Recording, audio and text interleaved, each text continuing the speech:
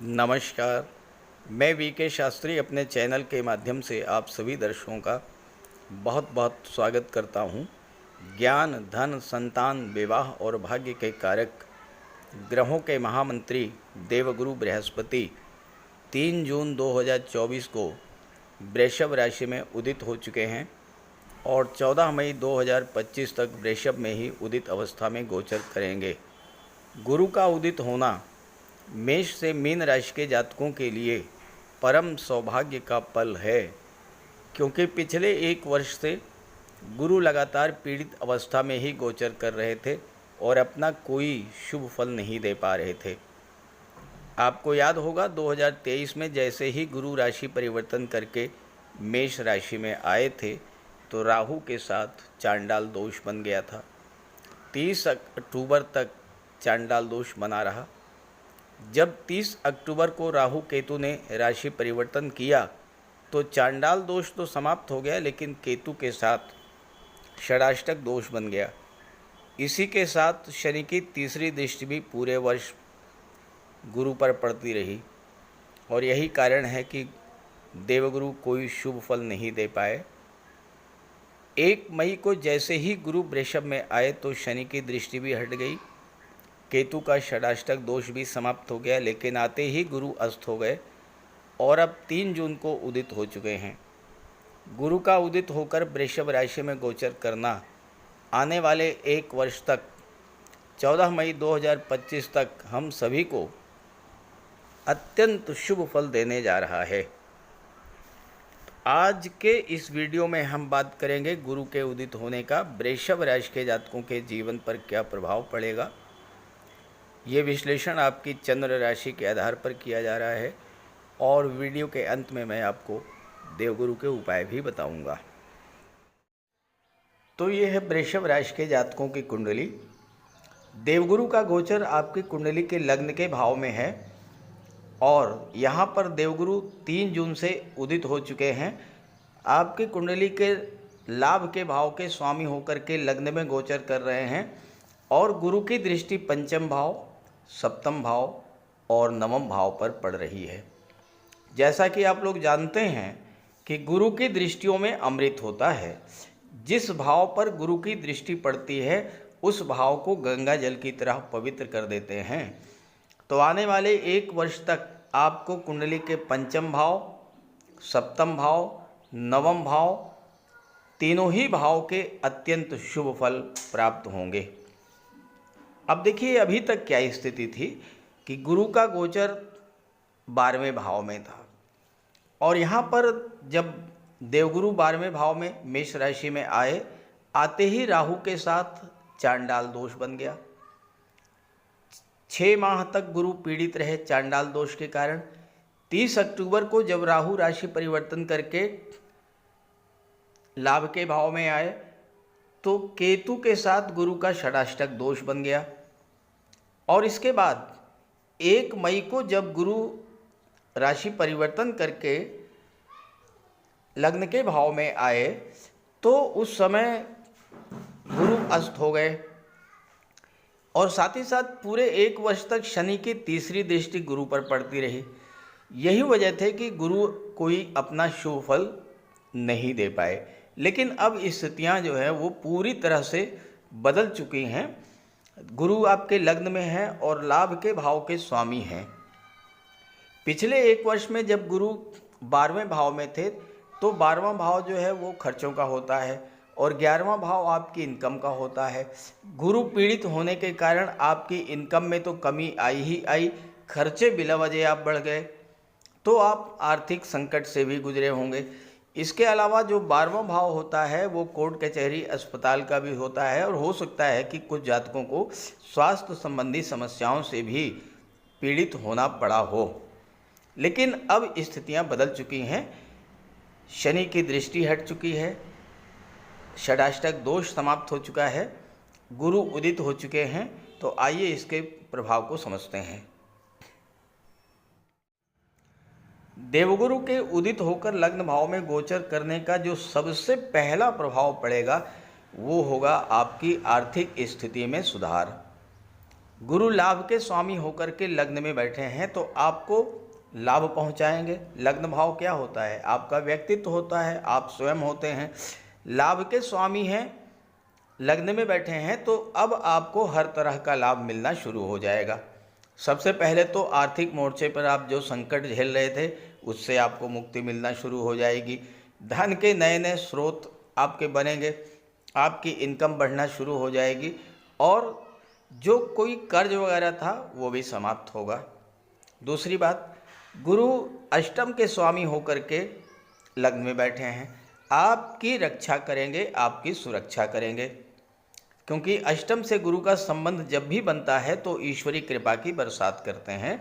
तो आप पर कोई परेशानी, कोई मुसीबत अगर आती भी है उसको देवगुरु अपने ऊपर ले लेंगे और आपको बिल्कुल सुरक्षित बाहर निकाल लाएंगे। दूसरी बात, अष्टम भाव जो होता है ये गुप्त धन का होता है।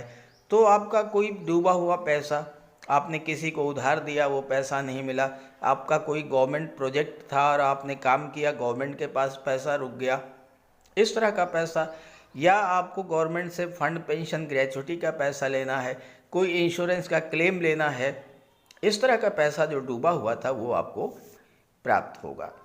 अब पंचम भाव पर गुरु की दृष्टि पड़ेगी। कुंडली का सबसे शुभ भाव, संतान प्राप्ति के जो इच्छुक लोग हैं उनको संतान प्राप्ति का योग बनेगा।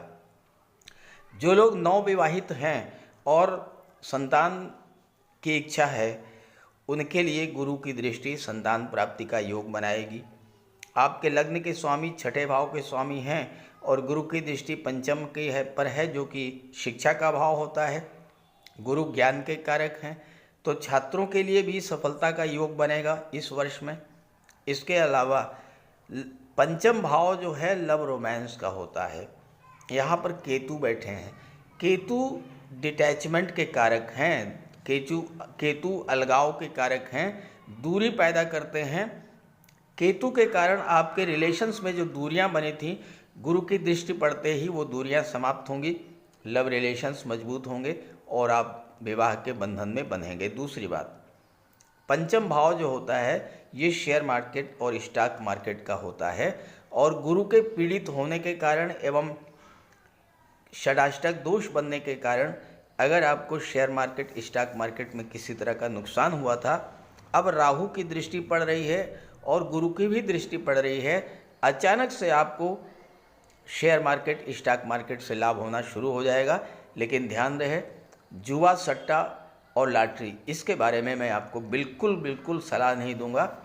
इनसे तो आप दूर ही रहिएगा क्योंकि इसमें आपको लाभ कम, हानि ज़्यादा है और राहु इन चीज़ों के कारक होते हैं, आपको नुकसान पहुंचा देंगे। सप्तम पर दृष्टि पड़ेगी। सप्तम भाव जो होता है ये आपके विवाह का होता है, तो विवाह के बंधन में बनने का भी योग बनेगा। साथ ही साथ सप्तम भाव व्यापार का होता है। अब अगर पिछले वर्ष राहु गुरु के चांडाल दोष बनने के कारण या केतु गुरु के षडाष्टक दोष बनने के कारण आपके साथ आपके बिजनेस पार्टनर ने धोखाधड़ी किया, कोई चीटिंग किया, आपको धन हानि हुई, तो इन सब चीज़ों से अब आपको राहत मिलेगी। नए पार्टनर मिलेंगे, अच्छे पार्टनर मिलेंगे, आपकी डेली इनकम बढ़ेगी, सोशल इमेज आपकी इम्प्रूव होगी। दाम्पत्य जीवन में किसी तरह की कोई दूरी, खटास बनी थी वो भी समाप्त होगी और परिवार में खुशहाली लौटेगी। नवम भाव पर जब गुरु की दृष्टि पड़ेगी तो गुरु तो भाग्य के कारक होते हैं और भाग्य के भाव पर जब दृष्टि डालेंगे तो भाग्य का आपको पूरा साथ मिलेगा। जब भाग्य चमकेगा तो आपका कार्यक्षेत्र चमकेगा, कार्यक्षेत्र चमकेगा तो आपकी इनकम में वृद्धि होगी। साथ ही साथ पिता और गुरु का आशीर्वाद भी मिलेगा आपको। अब इस गोचर काल में गुरु का पूरा लाभ अगर आपको लेना है तो आप धार्मिक यात्राओं पर, तीर्थ यात्राओं पर जरूर जाइए, कहीं देव दर्शन के लिए जाइए, गंगा स्नान कीजिए और गुरु के उपाय जो मैं बताने जा रहा हूँ वो करते रहिए। तो आने वाला एक वर्ष देवगुरु आपके लिए बहुत अच्छा फल देने की स्थिति में है। कुंडली में देवगुरु बृहस्पति का बहुत ही महत्वपूर्ण स्थान है, क्योंकि देवगुरु कुंडली के पंचम और नवम भाव के कारक होते हैं। पंचम भाव से संतान का विचार किया जाता है, शिक्षा का विचार किया जाता है और नवम भाव से भाग्य का विचार किया जाता है। गुरु ग्रह भाग्य के लिए जिम्मेदार माने जाते हैं और किसी भी कार्य की सफलता के लिए देवगुरु का मजबूत होना बहुत ज़रूरी है। जब कुंडली में देवगुरु मजबूत होते हैं तो भाग्य का साथ मिलता है, जिस काम में हाथ डालते हैं वो सफल होता है, विवाह समय से होता है, शिक्षा अच्छी मिलती है, गुरु की कृपा रहती है, धन की प्राप्ति होती है। तो देवगुरु के लिए कुछ उपाय बताने जा रहा हूँ, उपाय ज़रूर कीजिएगा। अगर आपकी जन्म कुंडली में गुरु कमज़ोर स्थिति में है तो आपको गुरुवार का व्रत करना चाहिए। स्नान करते समय जल में आधा चम्मच हल्दी डालकर स्नान करें। स्नान के बाद पीले रंग के वस्त्र धारण करें और साथ ही साथ केसर या हल्दी का तिलक लगाएं और गुरुवार के दिन भगवान विष्णु की उपासना करें। घर में केले का एक वृक्ष लगा लें, उसकी पूजा करें, उसकी सेवा करें। भोजन में चने के बेसन, चीनी और घी से बने लड्डू का सेवन करें और अपनी क्षमता के अनुसार पीले वस्त्र, हल्दी, शहद, धार्मिक पुस्तकें, इन सब का दान कर सकते हैं। अगर गुरु ग्रह कमज़ोर है तो पुखराज धारण करें, लेकिन इसके लिए किसी योग्य ज्योतिषी की सलाह ले लें। माता पिता, गुरु और बुज़ुर्गों का सम्मान करें, उनकी देखभाल करें और उनका आशीर्वाद प्राप्त करें। साफ सफाई रखें, गुरु की सेवा करें और दही और चावल गरीबों को खिलाएं। किसी गरीब को, किसी दिव्यांग व्यक्ति को भोजन कराएं। किसी वृद्धाश्रम में जाकर के वृद्धों के साथ कुछ समय बिताएं, उनकी समस्याओं को जानें, समझें। कोई ज़रूरी नहीं है कि आप धन से ही सहायता करें, तन और मन से भी आप मदद कर सकते हैं दूसरों की, और ऐसा करने से देवगुरु अत्यंत प्रसन्न होते हैं। और जब देवगुरु बलवान होंगे तो आपको पूरा लाभ मिलेंगे। तो ये उपाय करके देखिएगा, लाभ होगा। कमेंट करके बताइएगा ताकि आपके साथियों को भी इसका लाभ मिल सके। नमस्कार।